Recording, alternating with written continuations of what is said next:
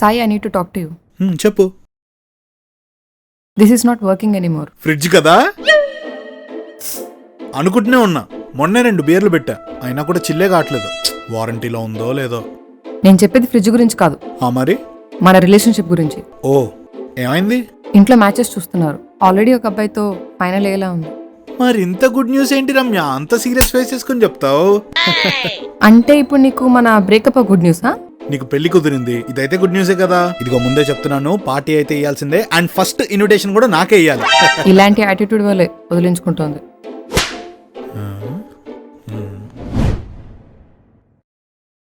అన్నా, మొన్న మెట్రోలో ఒక అమ్మాయిని చూసా. చాలా క్యూట్ గా కనిపించింది.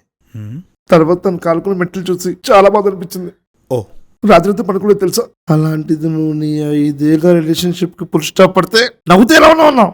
రే, ఒక గుడ్ రిలేషన్లోకి ఎంటర్ అవడం ఎంత లక్కీయో, అలానే ఒక రిలేషన్షిప్ వర్క్ అవట్లేదని చెప్పి ఐడెంటిఫై చేయడం, దాని నుంచి బయటపడడం కూడా అంతే లక్కీ. ఇప్పుడు ఏమైపోయిందని, మేబీ దేవుడే మళ్ళీ సింగిల్ లైఫ్ ఎంజాయ్ చేయి పోరా అని చెప్పి మళ్ళీ నన్ను సింగిల్ చేశాడేమో.